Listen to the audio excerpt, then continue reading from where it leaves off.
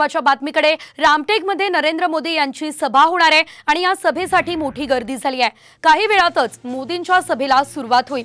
रामटेकमधून शिंदेंच्या शिवसेनेचे उमेदवार राजू पारवे यांच्यासाठी जाहीर सभा या ठिकाणी घेतली जाणार आहे।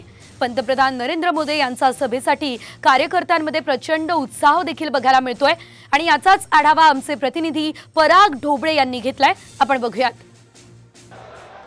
देशाचे पंतप्रधान नरेंद्र मोदी यांची रामटेकमधील कणान येथे थोड्याच वेळात जे आहे प्रचार सभा होणार आहे। केंद्रीय मंत्री नितीन गडकरी, रामटेकचे जे उमेदवार आहे शिंदे गटाचे राजू पारवे आणि भंडारा गोंदियाचे जे आहे सुनील मेंढे यांच्यासाठी ही खरं तर सभा होणार आहे। आणि 18 एकराचा हा भव्य परिसरामध्ये 3 डोम जे आहे ते उभे इथे तयार करण्यात आले आहे आणि जय्यत तयारी भाजपच्या वतीने करण्यात आलेली आहे। लोकसभा निवडणुकीच्या पार्श्वभूमीवर विदर्भातील आणि महाराष्ट्रातील ही दुसरी सभा आहे जी विदर्भात होती आहे आणि 2 दिवसापूर्वी चंद्रपूर येथे सभा पार पाडली होती आणि त्याच्यानंतर आज जे आहे नागपूर जिल्ह्यातील रामटेक लोकसभा मतदारसंघ आहे जो शिंदे गटाकडे गेलेला आहे। राजू पारवे तेथील उमेदवार आहे, त्यांच्याच मतदारसंघामध्ये ही सभा होती आहे आणि 3 उमेदवारांसाठी खरं तर ही सभा होणार आहे। 18 एकराच्या परिसरामध्ये भव्य अशी जी आहे व्यवस्था करण्यात आली। मोठा जो आहे मंडप इथे जो आहे तो स्वीकारण्यात आला, मोठा मंच इथे असणार आहे। या मंचावर जे आहे त्यांच्यासोबत पंतप्रधान नरेंद्र मोदी यांच्यासोबत मुख्यमंत्री एकनाथ शिंदे, उपमुख्यमंत्री देवेंद्र फडणवीस आणि उपमुख्यमंत्री अजितदादा पवार हे तिन्ही महत्त्वाचे महायुतीतले नेते आहे